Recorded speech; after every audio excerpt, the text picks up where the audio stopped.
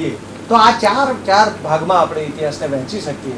પ્રાચીન ભારતમાં ભારતનો ઇતિહાસ ભારતમાં માનવ જ્યારથી અસ્તિત્વમાં આવ્યો અથવા તો માનવનો પ્રથમ જે પુરાવો પ્રાપ્ત થયો ત્યારથી શરૂ થાય. હવે સવાલ એ થાય છે કે ગુજરાતી ભાષામાં આપણી પાસે એવા પુસ્તકો નથી કે જે આ સંદર્ભ આખી પ્રી હિસ્ટ્રીનો આખો ડેટા આપણને આપી શકે. હસમુખ સાંકળિયા સાહેબે સરસ વાતો કરી છે એ સંદર્ભે, અને પણ એમના પછી નવા સંશોધનો ગુજરાતી ભાષામાં આપણને જોવા મળતા નથી. એટલે એનો અર્થ એ થયો કે વિદ્યાર્થીએ હિન્દી અથવા અંગ્રેજી ભાષાના પુસ્તકોને પણ રિફર કરવા જોઈએ, અથવા તો પછી નિષ્ણાત અધ્યાપકનું માર્ગદર્શન પણ એને લેવું જોઈએ. ખાસ કરીને પ્રી હિસ્ટ્રી,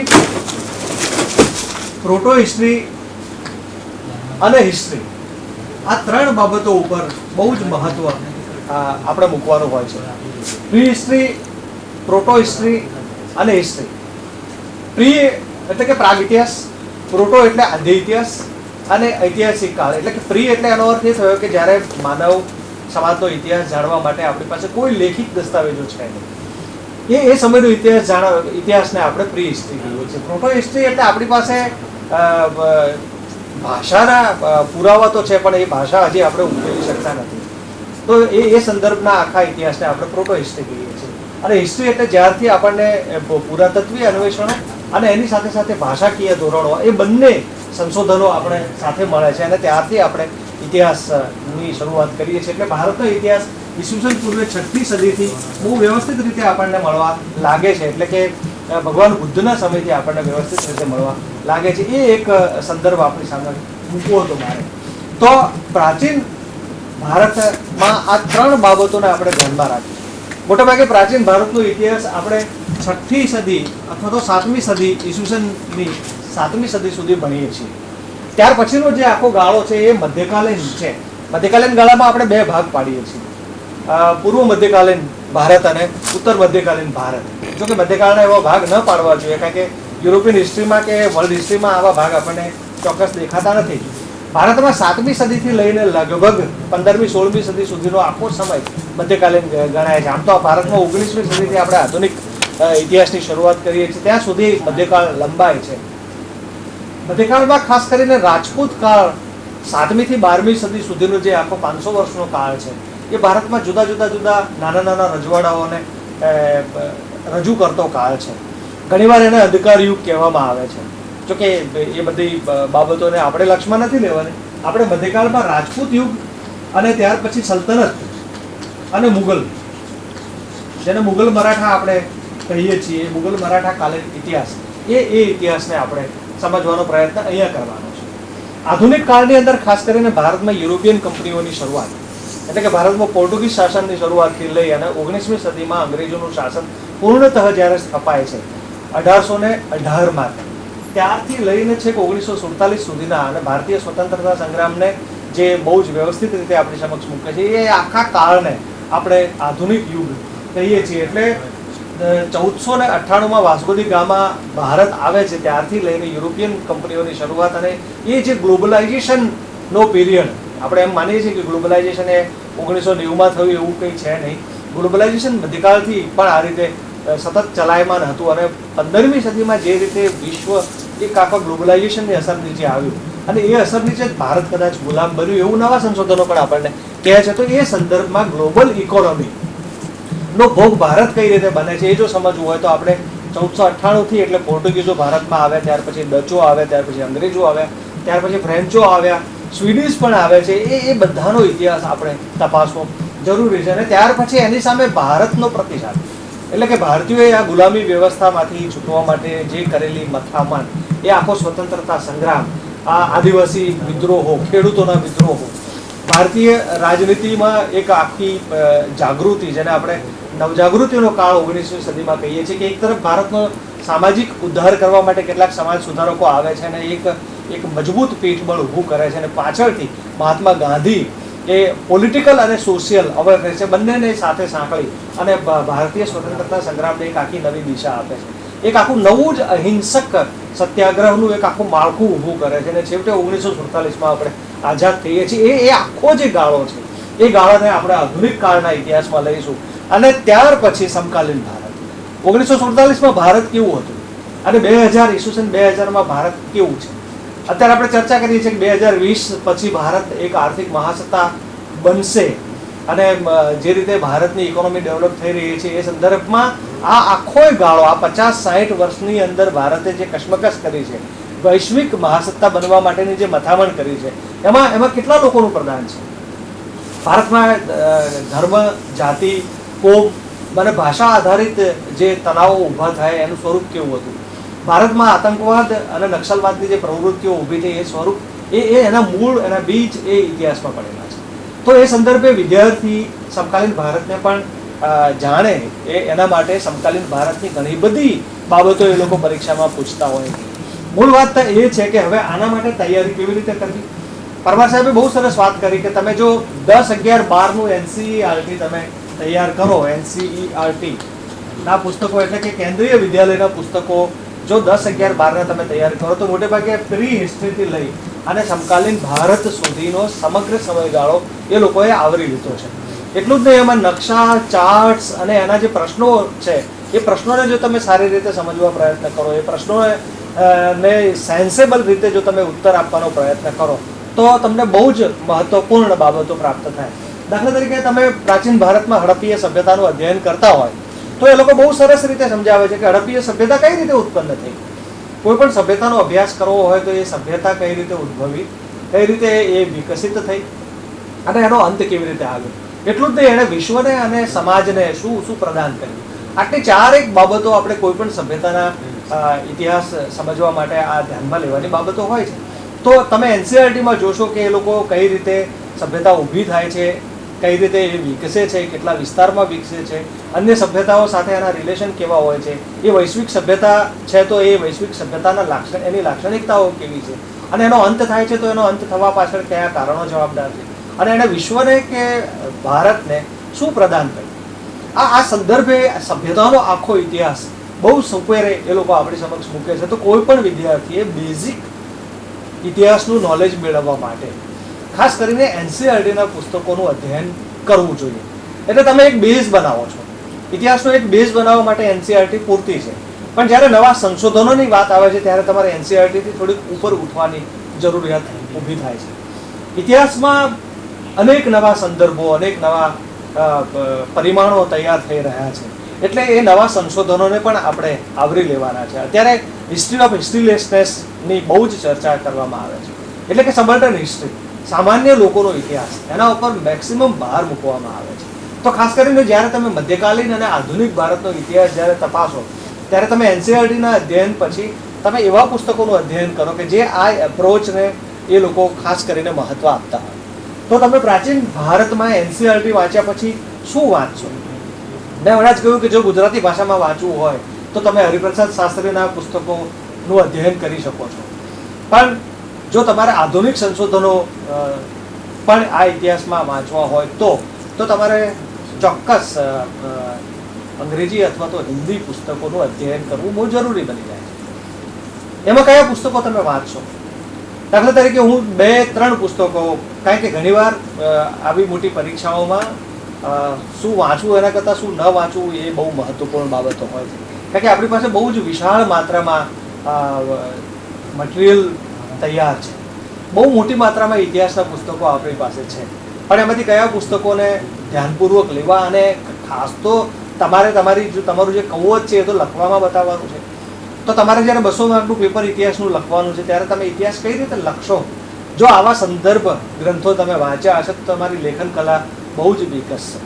અને એ સંદર્ભે તમે એ સંદર્ભોનો જો ઉપયોગ ત્યાં કરશો તો ચોક્કસ તમને બીજા વિદ્યાર્થીઓ કરતા અથવા તો તમને ખૂબ સારા માર્ક્સ મળી શકશે. એમાં કોઈ શંકાનું સ્થાન નથી.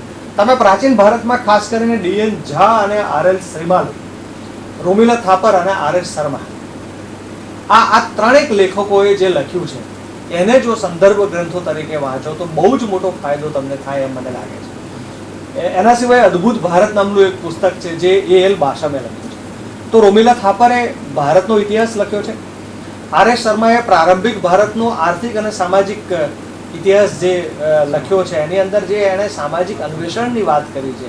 દાખલા તરીકે આર્યો કેવી રીતે આવ્યા, એમના જે રીત રિવાજો હતા એ કેવી રીતે ઘડાયા, એમનું અહીંયા જે સંમિશ્રણ થયું એની પાછળના કારણો શું હતા, અને કેવી રીતે ભાષામાં અને ઇકોનોમીની અંદર ડેવલપમેન્ટ થયું, કઈ રીતે સરપ્લસ ઇકોનોમી આખી ડેવલપ થાય છે, એની બહુ સુપેરે ચર્ચા એ આપણી પાસે સંશોધનના માધ્યમથી મૂકે છે.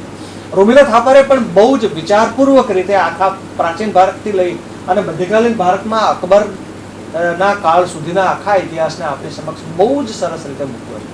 તો આર.એલ. શર્મા અને રોમિલા થાપર અને ડી.એન. ઝા અને શ્રીમાલી સાહેબ દિલ્હી વિશ્વવિદ્યાલયના કેટલાક પુસ્તકો બહુ જ મહત્વપૂર્ણ છે. એમાંનું એક પુસ્તક પ્રાચીન ભારતનું આ ડી.એન. ઝા અને શ્રીમાલી લિખિત પ્રાચીન ભારત છે. જો આ 3 પુસ્તકોનું અધ્યયન તમે ખૂબ સારી રીતે કરો તો ચોક્કસ તમને પ્રી હિસ્ટ્રીથી લઈ અને 7મી સદી સુધીના પ્રાચીન ભારતની સુપેરે માહિતી મળે.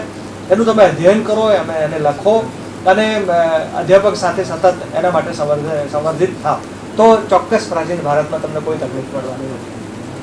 આપણે હવે મધ્યકાલીન ભારતમાં મોટે ભાગે રાજપૂત કાળ, સલ્તનત કાળ અને મુગલ મરાઠા આ 3 કાળનો ઇતિહાસ જાણવો બહુ જ જરૂરી છે. પ્રાચીન ભારતમાં જે કેટલાક પડાવ છે ઇતિહાસના બહુ જ મહત્વપૂર્ણ, એમાં તમે હડપ્પીય સભ્યતાને લઈ શકો, એમાં તમે વૈદિક કાલીન ભારતને લઈ શકો, અનુવૈદિક કાલીન ભારતને લઈ શકો, ભગવાન બુદ્ધ અને મહાવીર સ્વામીના સામાજિક ધાર્મિક સુધારક ચળવળને તમે લઈ શકો. ત્યાર પછી તમે ઇન્વેઝનને લઈ શકો. દાખલા તરીકે મૌર્ય કાળ પૂર્વે કેવા કેવા વૈદેશિક આક્રમણો થયા એનો ઇતિહાસ પણ જાણવો બહુ જરૂરી હોય છે. ત્યાર પછી તમે મૌર્ય યુગને લો, ત્યાર પછી પશ્ચાત મૌર્ય યુગને લો, જેની અંદર ઇન્ડો ગ્રીક, ઇન્ડો પાર્થિયન આ બધા રાજવીઓ આવે છે. અને ત્યાર પછી તમે ગુપ્તકાળનો ઇતિહાસ તપાસો. ગુપ્તકાળના ઇતિહાસ પછી હુણોના આક્રમણો અને ગુપ્તકાળનો અંત, અને ત્યાર પછી હર્ષવર્ધન, જેને આપણે પ્રાચીન ભારતનો છેલ્લો મહાન રાજા કહીએ છીએ, ત્યાં સુધીનો એક ઇતિહાસ આખો સિલસિલાબંધ ચાલે છે. પણ એના જે મુખ્ય પડાવો છે એમાં હડપ્પીય સભ્યતા, વૈદિક કાળ, બુદ્ધ અને મહાવીર અને મૌર્ય અને ગુપ્તકાળ, આ 5 યુગને બહુ જ સારી રીતે જાણવા જરૂરી છે. કારણ કે એમણે પોતાનું એક બહુ મોટું મહત્વ ભારતના ઇતિહાસમાં પ્રસ્થાપિત કર્યું છે. એટલે મોટે ભાગે પરીક્ષાઓમાં એવું બનતું હોય છે કે કોઈ પેપર હડપ્પીય સભ્યતા કે મૌર્ય સામ્રાજ્ય વગર આપણને જોવા મળતું નથી. એનો અર્થ એ થયો કે આવા જે ટોપિક્સ છે એ ટોપિક્સ પર તમારે વધારે ધ્યાન કેન્દ્રિત કરવું જોઈએ. હડપ્પીય સભ્યતા એ પ્રાચીન વિશ્વની સૌથી મહાન જે પ્રાચીન સભ્યતાઓ છે એમાંની બહુ મહત્વપૂર્ણ સભ્યતા છે. કદાચ વિશ્વની સભ્યતાઓમાં કેટલીક બાબતોમાં એ ચડિયાતી, દાખલા તરીકે વિસ્તારની દ્રષ્ટિએ આટલી મોટી સભ્યતા વિશ્વમાં એ સમયે ક્યાંય નહોતી. અને ઇકોનોમિક ડેવલપમેન્ટ કે સરપ્લસ ઇકોનોમીની દ્રષ્ટિએ જોઈએ તો હડપ્પીય સભ્યતાનો જે વેપાર વાણિજ્ય હતો એ વેપાર વાણિજ્યમાં ભારતનું પલ્લું બહુ ભારે હતું. એટલે કે હડપ્પીય સભ્યતાની ઇકોનોમી એ બીજી સભ્યતાઓ કરતાં ઘણી વધારે ડેવલપ હતી. પાકી ઈંટોનો પ્રયોગ જે એનો છે, એની જે નગર રચના છે એ બહુ અદ્ભુત હતી. તો આ બધી બાબતો ભારતને પ્રાચીન કાળે પણ એક સમૃદ્ધ સ્ટેટ તરીકે આપણી સમક્ષ મૂકતું હોય તો સ્વાભાવિક છે કે પરીક્ષક અથવા તો પેપર કાઢનાર એ હંમેશા આ સભ્યતા પર વધારેમાં વધારે પ્રશ્ન પૂછવાનો પ્રયત્ન કરશે. મૌર્ય સામ્રાજ્ય એ ભારતનું પ્રાચીન મહાન સામ્રાજ્ય છે, હતું રાધર. અને એ સામ્રાજ્યએ જે કેટલીક બાબતો, જે આધાર સ્તંભો, કેટલાક જે માઇલસ્ટોન્સ મૂક્યા છે, દાખલા તરીકે આધુનિક વહીવટી તંત્ર છે એ આખું આપણે એમ કહીએ છીએ કે મૌર્ય સામ્રાજ્યની અસરથી જ આવેલું છે. તો મૌર્ય સામ્રાજ્યનું જે વહીવટી તંત્ર છે એ એટલું બધું મહત્વપૂર્ણ હતું કે એ આધુનિક કાળ સુધી ચાલે છે. અને અત્યારે પણ જ્યારે પબ્લિક એડમિનિસ્ટ્રેશન ભણાવવામાં આવે છે ત્યારે મૌર્ય સામ્રાજ્યને એક આધાર તરીકે, એક સંદર્ભ તરીકે આપણે જોવાનો પ્રયત્ન કરીએ છીએ. એનો અર્થ એ થયો કે હડપ્પીય સભ્યતા, મૌર્ય સામ્રાજ્ય, ગુપ્ત સામ્રાજ્ય, બુદ્ધ અને મહાવીર એક સામાજિક ધાર્મિક સુધારક તરીકે, આ 4-5 પોઈન્ટ્સ પ્રાચીન કાળના ભારતના ઇતિહાસમાં બહુ જ મહત્વપૂર્ણ છે. એટલે તમે જ્યારે વાંચો ત્યારે તમે બેઝિક વાંચ્યા પછી આ ટોપિક્સ પર વધારેમાં વધારે ધ્યાન આપો તો મને લાગે છે કે મેક્સિમમ તમને ફાયદો થાય.